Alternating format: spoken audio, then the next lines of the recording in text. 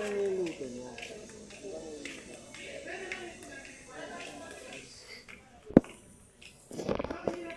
Ano na namin yung kapitbahay namin. Ayan o. Dami nilang dala. Oh. Dala na sila na may ha?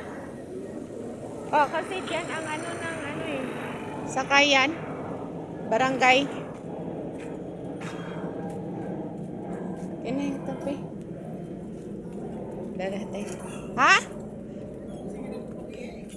Wala na naiwan doon? Wala na iwan? Yan na rin. Dapat doon na tayo mag-booking. Hindi, maano. Ilan lang sa barangay hall. Barangay. Ako na yan doon. Sino mag-book si Grace o? Sabi, ikaw daw, kay marunong ka na daw, sabi niya. Sabi niya, tinuruan ko na kasi, sabi niya siya na. Hindi pa nga nakabok.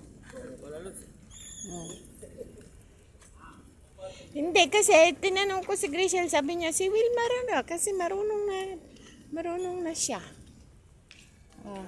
Aga-aga nila mag-ano. Hindi kayo nagkape? Doon, magkape na lang kayo sa bahay. Mamaya. Anong asa nyo sa barangay? Yan Barangay pinagsama lang? Barangay Hall. Pampanga Street.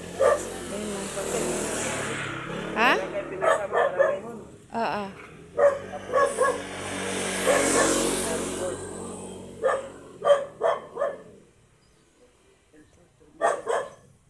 Airport terminal.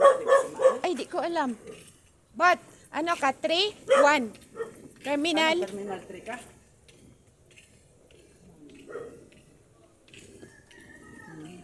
Aga-aga namin. Na kami sa Jack Angel.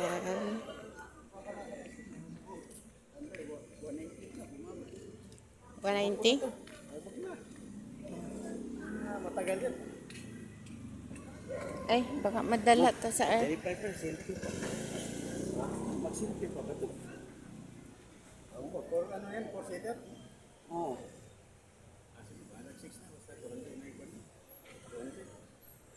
Dito kayo, sa itabi kay daanan diyan na.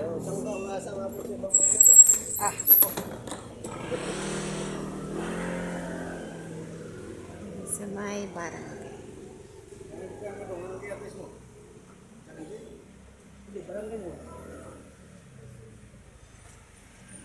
Nako. Si Arnel, pagtama din daw siya, di na lang daw siya muari, kaya wag mo.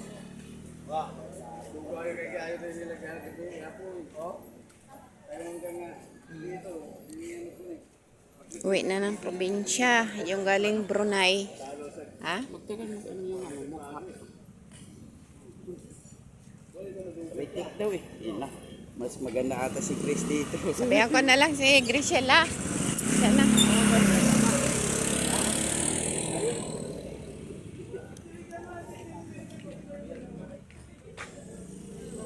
Puntahan ko muna.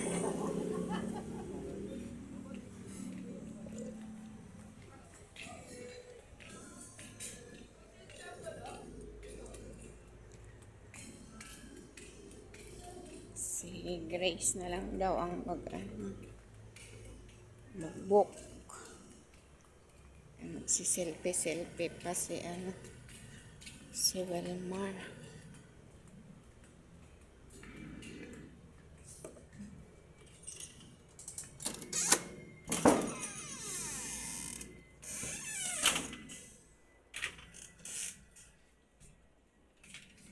Tawag ko muna si Grace. Siya na lang daw ang mag-book.